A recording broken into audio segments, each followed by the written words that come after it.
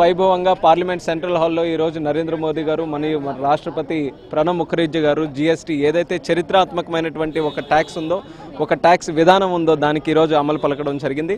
చాలా వైభవంగా ఈ యొక్క కార్యక్రమం చేయడం, అంతే వైభవంగా ఇప్పుడు ఉన్నటువంటి దేశ జనాభా కూడా దీంట్లో ఉన్నటువంటి లాభాలన్నీ కూడా ముందుకు నడిపించడానికి అందరూ కూడా సహకరించాలని కోరడం జరిగింది.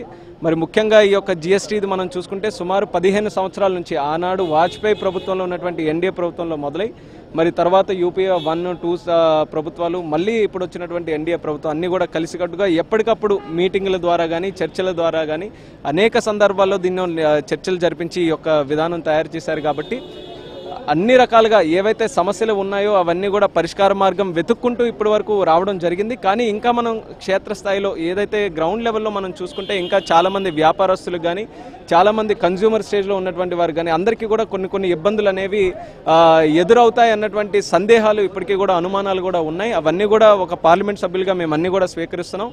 ఖచ్చితంగా తెలుగుదేశం పార్టీ ప్రభుత్వం దీన్ని సపోర్ట్ చేసినప్పటికీ కూడా జీఎస్టీ అయితే మేము పరిపూర్ణంగా సపోర్ట్ చేస్తున్నాం. అయినప్పటికీ ఏవైతే క్షేత్రస్థాయిలో ఇంకా సమస్యలు వ్యాపారస్తులకు ఉన్నాయో, జయదేవ్ గారు చెప్పినట్టు ఏదైతే మీడియం కానీ స్మాల్ స్కేల్ ఇండస్ట్రీస్ వాటి ఎదుగుదల ఏదైతే భారతదేశానికి అత్యవసరం ఉందో అటువంటి వాటికి ఉన్నటువంటి సమస్యలన్నీ కూడా మా నాయకుడైనటువంటి చంద్రబాబు నాయుడు గారితో కూర్చొని ఖచ్చితంగా దాన్ని జీఎస్టీ కౌన్సిల్ వేదికగా తీసుకొనైనా లేకపోతే ఏదో ఒక వేదికగా పార్లమెంట్నైనా వేదికగా తీసుకొని ఆ సమస్యలన్నీ కూడా పరిష్కార మార్గం వెతకడానికి అన్ని రకాలుగా మేము కృషి చేస్తామనేది సామాన్యులందరికీ కూడా మేము ఒక హామీ అనేది ఇవ్వడం జరుగుతుంది. ఎందుకనంటే జీఎస్టీ కౌన్సిల్ అత్యంత ముఖ్యమైనటువంటి ఈ యొక్క జీఎస్టీ విధానంలో రాష్ట్రాలు కూడా ఏకమవ్వాలి, కేంద్రం కూడా అందులో ఏకమవ్వాలి. అందరి నిర్ణయం కలిసికట్టుగా ఉన్నప్పుడే ఏదైనా ఒక విధానం అనేది అమలు చేయడానికి ఉంటుంది. కాబట్టి ఒక నమ్మకం అనేది ఉంది. మాకు ఎటువంటి ఏవైనా ప్రాబ్లమ్స్ ఉన్నా సరే జీఎస్టీ కౌన్సిల్లో పెట్టి దాన్ని సమస్యలు వెతుకోవచ్చు అన్నటువంటి ఒక నమ్మకం మాకుంది. కాబట్టి ఆ మార్గం ద్వారా ఏవైతే ప్రజలు ఇంకా కొన్ని సందేహాలు వ్యక్తపరుస్తున్నారో అవి ఖచ్చితంగా మేము టేకప్ చేస్తాం.